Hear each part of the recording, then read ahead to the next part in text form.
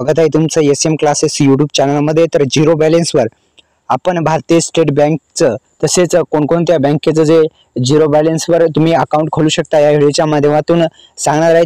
पण कसं उघडायचं ते पण सांगणार आहे मित्रांनो। त्यामुळे आपल्या यूट्यूब चॅनलला सबस्क्राइब करा। डेली अर्निंगसाठी फायनान्स व्हिडिओ या यूट्यूब चॅनलमध्ये तुम्हाला पाहायला मिळतील, त्यामुळे आपल्या यूट्यूब चॅनलला सबस्क्राइब करायला विसरू नका। तर झिरो बॅलन्सवर एक पहिल्यांदा आपण खोलू शकता ते म्हणजे भारतीय स्टेट बँक, म्हणजेच काय एसबीआयचं जे जनधन खातं असतं ते तुम्ही झिरो बॅलन्सवर सुद्धा खोलू शकता मित्रांनो। तर भारतीय स्टेट बँकने आता आपल्या ग्राहकांना आणखीन एक नवीन सुविधा करून दिली या योजनेमुळे।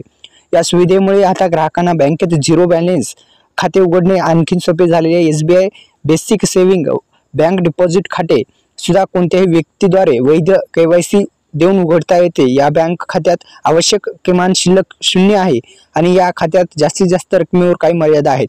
तसेच जनधन खातं आहे, जे जनधन खातं तुम्ही उघडू शकता मित्रांनो झिरो बॅलन्सवर। कोणतं जनधन खातं आणि अनेक प्रकारच्या बँकेमध्ये झिरो बॅलन्सवर सुद्धा, जसं की एअरटेल पेमेंट बँक, हे पण झिरो बॅलन्सवर तुम्ही उघडू शकता आणि तुम्ही घर बसल्या सुद्धा ते उघडू शकता मित्रांनो।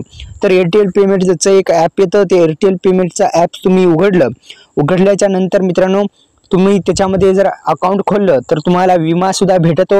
एकंदरीत मित्रांनो अशा पद्धतीने झिरो बॅलन्सवर एक म्हणजे एसबीआयचं जनधन खातं सुद्धा उघडा येतं, दुसरं म्हणजे मी सांगितल्याप्रमाणे एअरटेल पेमेंट बँकचं सुद्धा तुम्हाला खातं खोलता येतं। अशा पद्धतीने 2 प्रकारच्या बँकेचे खाते उघडता येतात आणि अनेक बँकेमध्ये झिरो बॅलन्सवर सुद्धा आता सुविधा देण्यात येत आहेत।